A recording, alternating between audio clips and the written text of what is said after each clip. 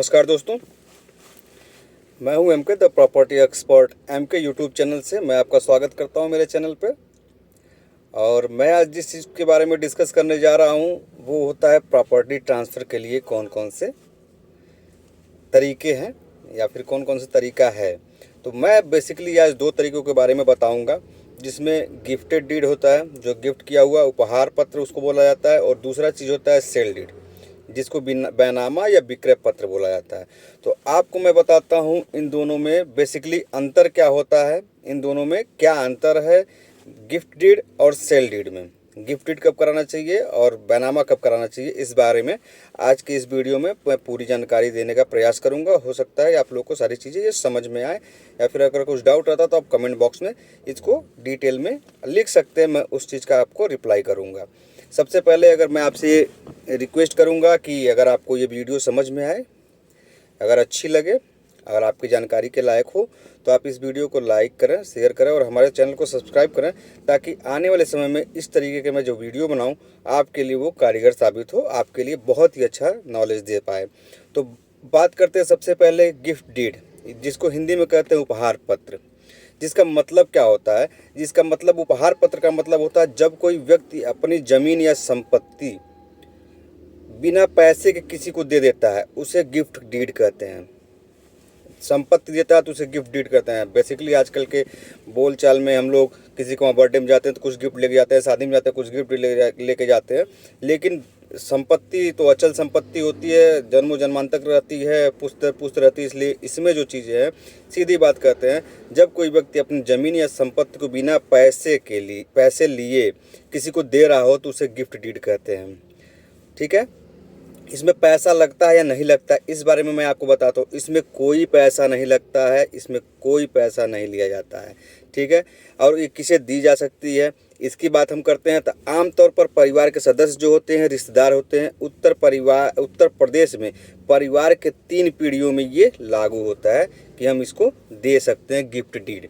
ठीक है, और इसको क्या करना है, रद्द कैसे कर सकते हैं, रद्द कर सकते हैं नहीं कर सकते हैं। एक बार अगर ये रजिस्टर हो जाते, इसे रद्द करना बहुत कठिन होता है। गिफ्ट डीड को भी रद्द करना बहुत कठिन होता है, जैसे बैनामा को कठिन होता है। स्टैम्प ड्यूटी की अगर बात करते हैं, इसमें कई राज्यों में रिश्तेदारों के बीच कम स्टैम्प ड्यूटी लगती है।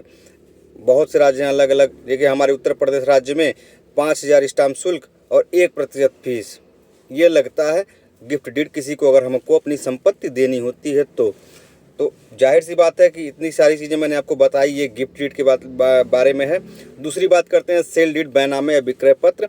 इसका मतलब ये होता है जब किसी ज़मीन या संपत्ति को हम पैसे लेकर बेचते हैं, उसे सेल डीड कहते हैं। पैसे लेना, संपत्ति के बदले पैसे लेना। जैसे मुझे किसी को ज़मीन बेचनी, जिसे मैं जानता हूँ, तो मैं उनसे पैसे लूँगा, तब मैं उनको ज़मीन बेचूंगा। तो वो जो रजिस्ट्री पेपर लिखवाएंगे हमसे, रजिस्ट्री पेपर पे जो सारी चीज़ें होंगी उसको सेल डीड बोलते हैं। इसमें क्या पैसा लगता है, क्या नहीं लगता है, इसमें बिल्कुल पैसा लिया जाता है। इसमें कंसिडरेशन फीस होती है जिसे लिया जाता है। ये किसी भी बेची जा सकती है, ये इस चीज़ के लिए ये किसी भी व्यक्ति को बेची जा सकती है। कोई ज़रूरी नहीं कि वो आपका रिश्तेदार हो या फिर आपके जानने वाला हो। ये सारी चीज़ें 3 पीढ़ियों वाली जो बात थी उसमें, वो सारी चीज़ें इसमें लागू नहीं होती है। किसी को भी बेची जा सकती है और कई बार भी बेची जा सकती है, ये सारी चीज़ें होती है। स्टैम्प ड्यूटी इसमें कितना लगता है, पूरी स्टैम्प ड्यूटी और रजिस्ट्रेशन फीस इसमें लगती है। जो भी प्रदेश सरकार के द्वारा आपके वहाँ लागू है, उतनी प्रदेश सरकार के द्वारा आपको स्टैम्प ड्यूटी इसमें देनी पड़ती है। तो जाहिर सी बात है, मैंने आपको बताया गिफ्ट डीड और सेल डीड क्या होता है।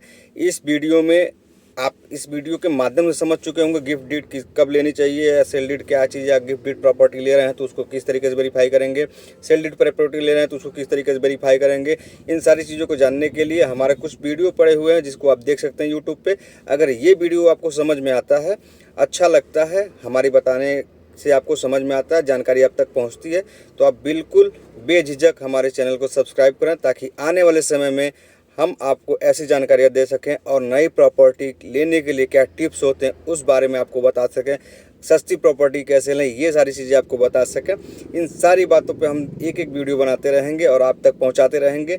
बस आप अपना साथ हमारे साथ बनाए रहें और चैनल को सब्सक्राइब करें। बहुत बहुत धन्यवाद, नमस्कार।